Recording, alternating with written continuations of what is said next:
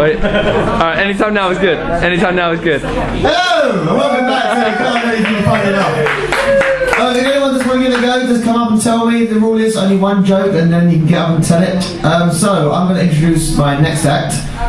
He's a very close friend and he needs no introduction because I hate him. So on that note...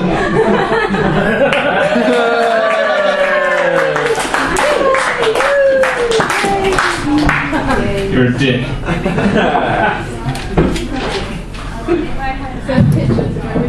No, that's just my cheat sheet. Hey guys, so, he didn't say it, but my name is Jamie. A lot of people call me Veg. That's completely irrelevant, there's no backstory to that at all, just thought you might like to know. No, getting up on stage is incredibly nerve-wracking. I find it very, very hard every single time. First time that's been said to me. No, it's people tell me you have to be thick-skinned to be a comedian, and quite frankly, I just don't think that's true. I saw a rhino the other day, and it just was not funny. Seriously, nothing. Another stupid saying is the way to a man's heart is through his stomach. I think it's bollocks.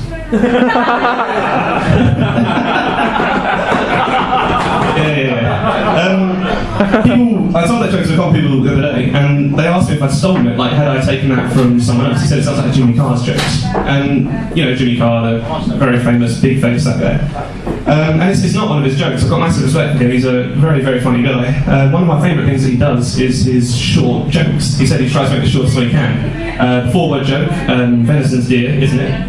Yeah. Pretty good. A 3-word joke, stationery store moves. Okay, but is it stationery that moves?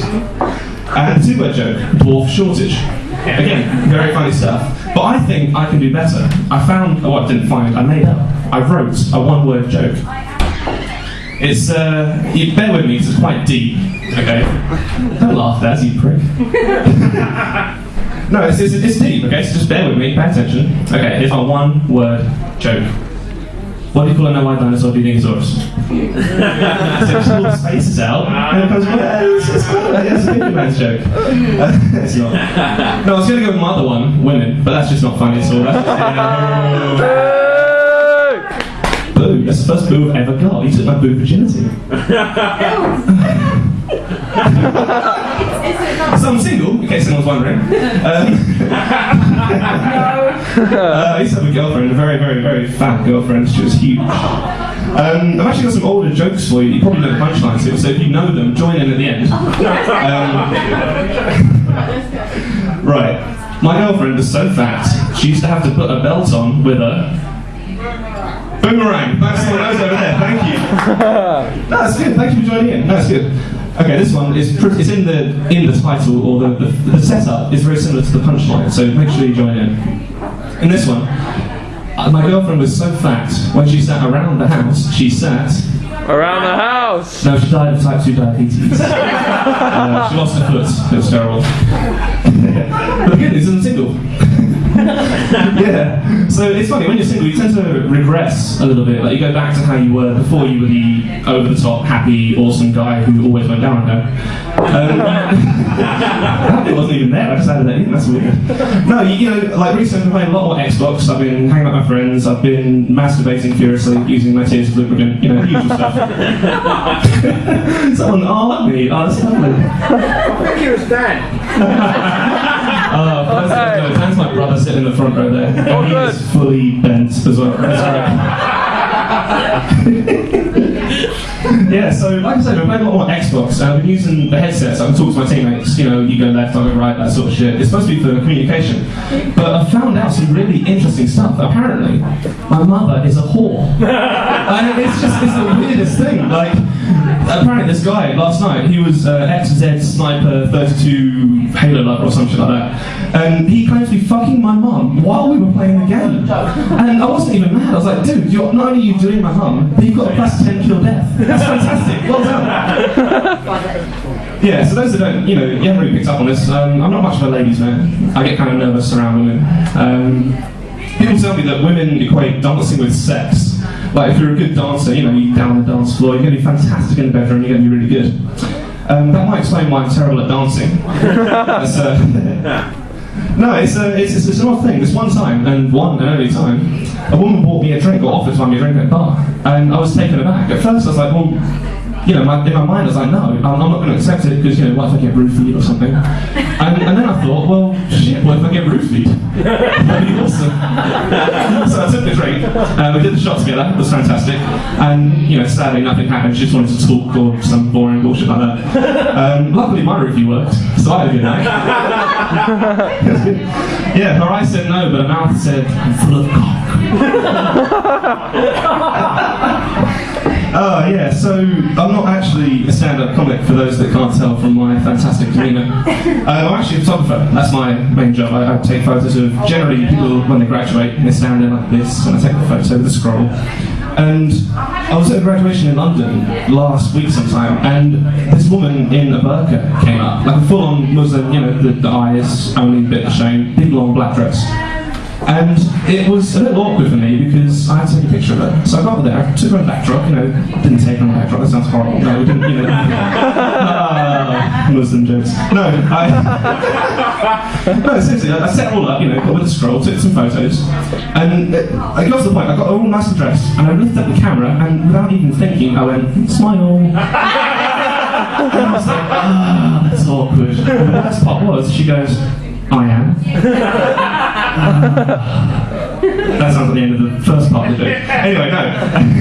So we took photos, and it's probably policy to take like 2 or 3 photos and show them the difference between them so they can find one they like. They can have a serious one, they can have a smiling one. And I was just like, well shit, they all look the same. So I said, your eyes look nice in this one.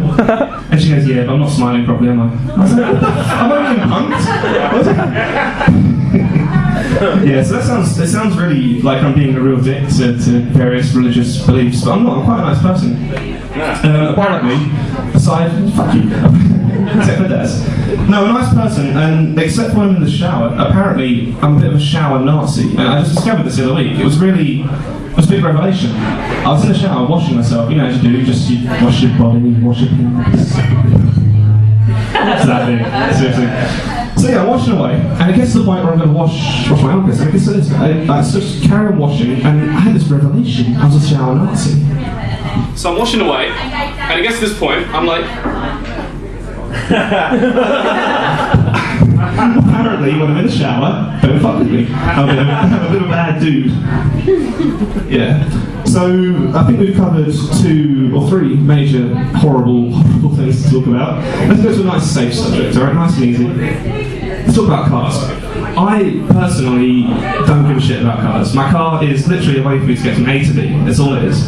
I drive it, and it doesn't matter what it looks like, it doesn't matter how fast it goes. It's a car, you know? I thought maybe, I'm going to talk over you because I don't give a shit who you are. I thought maybe it'd be nice if I got like a foreign car. I'd maybe get more excited about it, maybe I'll be into it, you know? So I bought a Russian car to get me from A to B, but apparently it only went from backwards E to upside down Z, and that was just... I didn't quite know what to do with that, you know?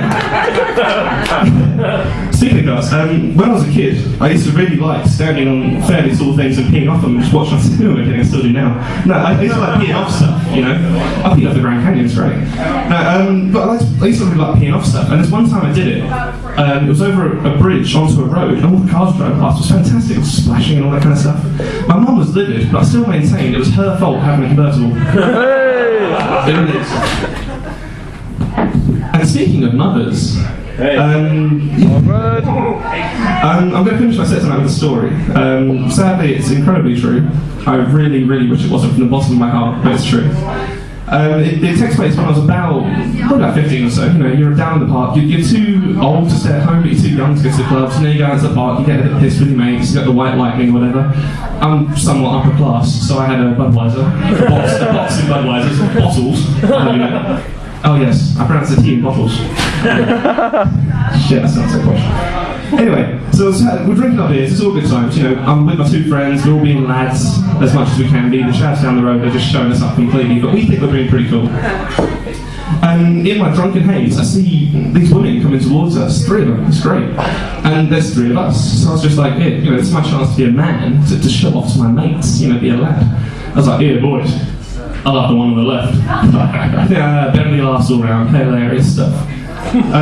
Eventually, the women get closer, and you know when something's just not quite right? Like there's a drunken alarm bell going off, but it's sort of muffled by beer. And as the women got closer, and I swear to God I wish this wasn't true, it turns out the one that was on the left, the one I had been Bagsy, the one that was like, yeah, that's the one I'm gonna fuck, boys. It was my mother. Swear to God, it was my mother with her two friends, two fat friends. I chose the skinny one, and you can read into that in whatever Freudian way you want. But yes, I'll have the one on the left, please. Thank you, mummy. Right.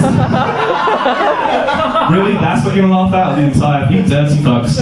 Anyway, that's me. That's my sex. My name is Jamie Hammond, or Veg, and I'm done. Cheers, guys. That was awesome. I'll round of applause for Jamie. Well done, Ben. Well played. That's absolutely wicked. I've heard that mum story joke like loads now because I do it a lot with Jamie and no, not like that. Yeah, you do. Okay. And it's literally one of the funniest stories I've ever heard. Right, does anyone watch documentaries? Sometimes. Great, two of you, then you two have fun. Anyway, who knows who Edmund Hillary is? Yeah. Sir Edmund. Sir Edmund Hillary, he's dead, who gives a shit?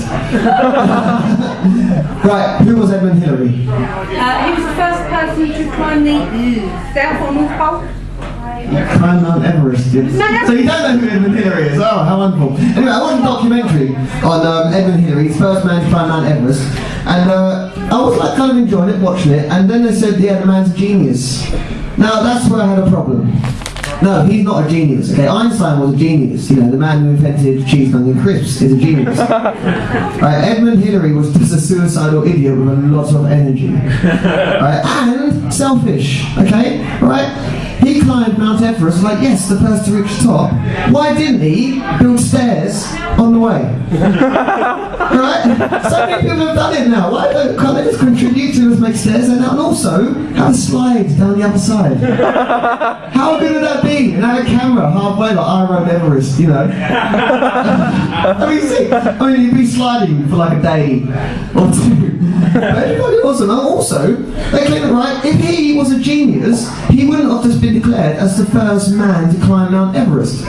Because once you're at the top, you can break a lot more records. The first person to do this on Mount Everest. The first person to wank on Mount Everest. It might be a bit hard, it's very cold. Also, like, when you climb as well, I can't think of a disappointing ending to any journey in my life.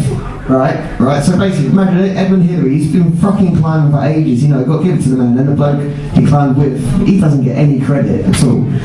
I don't even know his name, Shep or something like that. Shirt the Tennessee. Oh my lord, you're not from Sudbury, you're intelligent. Anyway, so imagine like they're climbing this mountain, they've got their axe and their microphone, and they get up to the top and they go, woo, we've done it. Good for you, yeah, fantastic. So back down, yeah, back down, cool. There should be like a McDonald's or a Starbucks up there. There probably is by now. Anyway, alright, we're going to go on to apparently a headline.